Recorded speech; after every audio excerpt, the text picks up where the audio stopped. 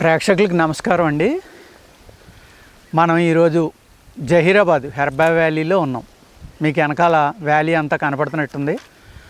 బ్రహ్మాండమైన గాలి వస్తుంది వ్యాలీలోంచి. ఈ సౌండ్ కూడా మీకు బహుశా ఈ వీడియోలో వస్తుంది. చల్లగా ఎంత ప్రశాంతంగా 100% ఆక్సిజన్ తోటి అద్భుతమైన గాలి వస్తుంది అన్నమాట. ఇక్కడ మంచి ఆక్సిజన్ తీసుకోవచ్చు. ఇక్కడ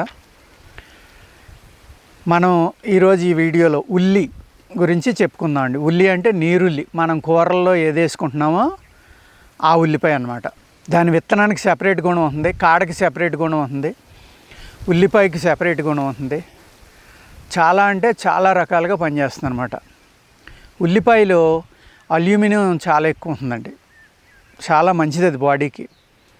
మనకి గ్యాస్ట్రిక్ ప్రాబ్లమ్స్, లేకపోతే పొట్టలో అల్సర్స్ కానీ ఇంకోటి కానీ ఇలాంటి వాటిని తగ్గించడానికి చాలా చక్కగా పనిచేస్తుంది అన్నమాట. అటువంటి ప్రాబ్లమ్స్, గ్యాస్ట్రిక్ ప్రాబ్లము, కడుపులో వేడి, నిద్ర సరిగ్గా పట్టని వాళ్ళు ఏం చేయాలంటే,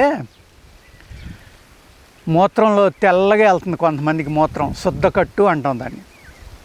ఆ మూత్రం అలా వెళ్ళి వాళ్ళు నీరుల్లిపాయని చక్రాలుగా కోసి పంచదార జిమ్మి పైన పొడు ఒక పెద్ద ప్లేట్లో పెట్టుకుని మంచులో పెట్టాలండి. బయట గాలిలో పెట్టాలి. వెన్నెల మంచు ఉన్నప్పుడు పెట్టుకుంటే అందులోంచి నీళ్లు ఊరతాయి.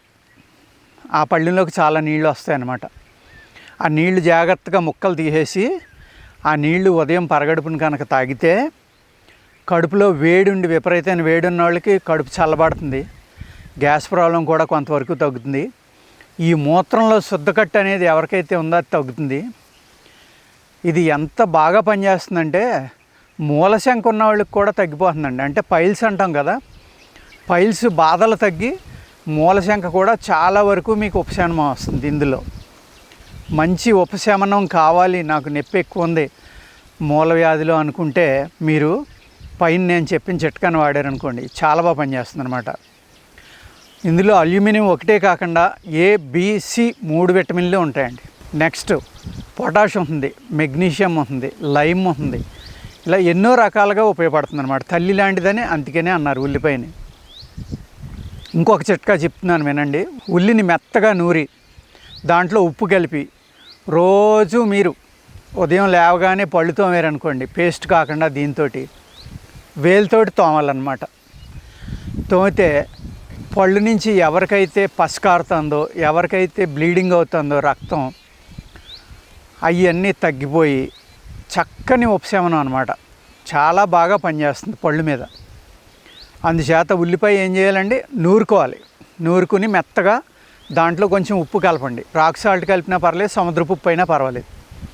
దాంతో వేలుతోటి జాగ్రత్తగా పెయిన్ లేకుండా స్మూత్గా జాగ్రత్తగా లోపల బయట పైన కింద శుభ్రంగా కడుక్కోండి.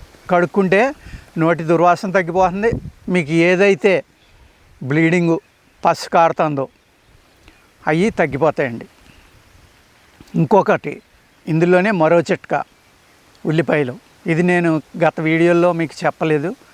చాలా మంచి చిట్కాలు చెప్తున్నాను. జాగ్రత్తగా పెన్ను పుస్తకం తీసుకుని రాసుకోండి.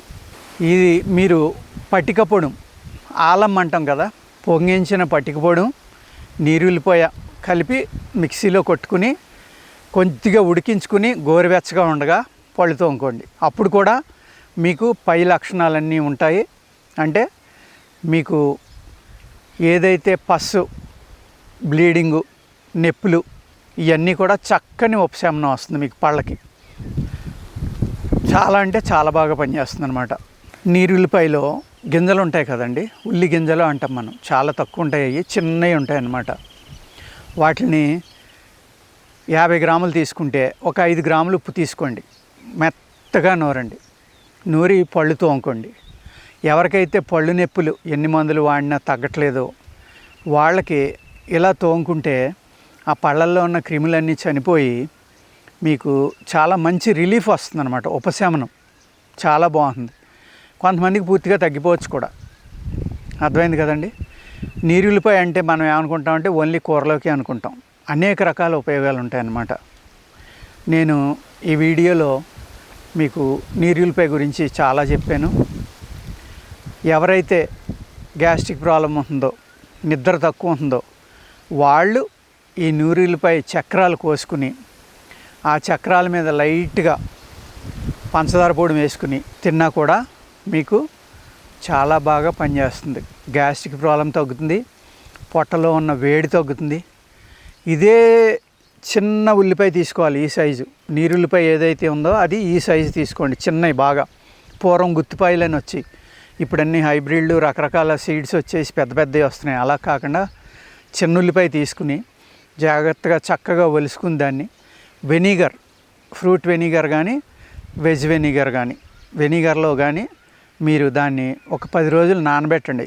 సూత్తోటి బొర్రెలు పొడిచేసి చుట్టూరు నానబెట్టుకుని రోజు భోజనానికి ముందర 2 ఉల్లిపాయలు కనుక తింటే మీరు అజీర్ణం అనేది చాలా బాగా తగ్గుతుంది అన్నమాట. చాలామందికి ఉల్లిపాయ మీద అపోహ ఏంటంటే ఉల్లిపాయ తింటే అజీర్తి చేస్తుంది అనుకుంటారు. కాదండి, ఆకలి అవ్వడానికి చాలా బాగా పనిచేస్తుంది అరుగుదలకి.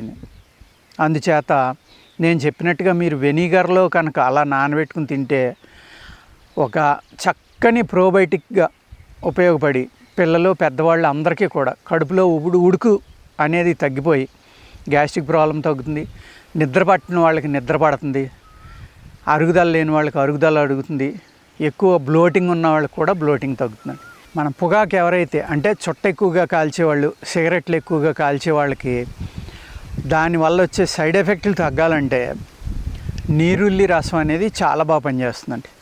మిక్సీలో కొట్టేసి ఒక గుడ్డలో వేసుకుని దాన్ని బాగా పిండుకుని ఆ రసంలో కొద్దిగా పంచదార కలుపుకుని తీసుకోండి. బెల్లం కలుపుకోండి. ఇవాళ పంచదార చాలామంది తింటలేదు కాబట్టి బెల్లం కలుపుకుని తింటే పిల్లల్లో ఎదుగుదల చాలా బాగా వస్తుంది. ప్లస్ ఎవరైతే సిగరెట్లు ఎక్కువగా కాల్చడం వల్ల కానీ చుట్టలు కాల్చడం వల్ల కానీ ఈ పొగాకు వాడకం ఎక్కువగా వాడే వాళ్ళకి ఊపిరితిత్తులు కానీ బ్రెయిన్ కానీ శరీరంలో అయితే మంచి సెల్స్ ఉంటాయో అవి చనిపోవడం జరుగుతుంది. బ్రెయిన్లో ఎక్కువ డ్యామేజ్ జరుగుతుంది ఊపిరితిత్తుల్లో. అటువంటి డ్యామేజ్ నుంచి రక్షించడానికి ఈ ఉల్లి నీరు అనేది చాలా బాగా పనిచేస్తుంది. పిల్లలకైతే మీరు బెల్లం కలిపి కనుక ఉల్లిపాయ ముక్కలు పెడితే మీరు లేదా ఉల్లి నీటిలో నేను ఇప్పుడు ఏదైతే చెప్పానో ఆ నీరు కొంచెం బెల్లం వేసి చక్కగా కలిపి పిల్లలకి పెడితే ఘాటుగా ఉంటుంది, అలవాటు పడరు. నిమ్మలంగా చెప్పండి బాగా ఎదుగుతామని తింటే కనుక పిల్లల్లో ఎదుగుదల చాలా బాగుంటుందండి. ఎవరైతే తల్లిదండ్రులు షార్ట్గా ఉండో లేకపోతే వాళ్ళ ట్రెడిషనల్గా పొట్టిగా ఉన్నాం మన పిల్లలు ఎదిగితే బాగుంది అనేది తల్లిదండ్రులు ఎవరైతే ఉన్నారో వాళ్ళు దీన్ని చక్కగా పెట్టుకోండి. సంవత్సరానికి కనీసం 1 నెల తినిపిస్తే 10 రోజులు ఆపడం మళ్ళీ తినిపించడం, ఇలాగా ఏదైనా సరే కంటిన్యూగా తినిపించొద్దండి. మీరు 1 నెల వాడి 10 రోజులు మానేసి ఇంకో నెల అలాగే ఒక 5-6 నెలలు ట్రై చేయండి. ఎంత ఎదుగుదల వచ్చింది, వాళ్ళ మార్పు వచ్చిందో లేదో చూసుకోండి. ఏదైనా ఈ చెప్పేది జనరల్గా జరిగే చెప్తామండి. 100కి 100 మందికి జరగాలని ఏదీ లేదు. ఎందుకంటే ప్రతి మనిషి శరీరం యొక్క నేచరు ఒకలా ఉండదు. అందరి సెపరేట్ నేచర్స్ ఉంటాయి కాబట్టి కొంతమందికి అద్భుతంగా పనిచేయచ్చు, కొంతమందికి యావరేజ్గా పనిచేయచ్చు, కొంతమందికి పని చేయకపోవచ్చు కూడా. ఎందుకు పని చేయలేదో ఆలోచించుకుని మీరు విటమిన్ D3, B12 ఇలాంటివి తక్కువ ఉన్నా, కాల్షియం తక్కువ ఉన్నా అవి కూడా జాగ్రత్తగా చూసుకోండి. ఓకేనండి. పిల్లలు ఎదుగుదలకు మట్టుకి చాలా బాగా పనిచేస్తుంది అన్నమాట. నమస్కారం.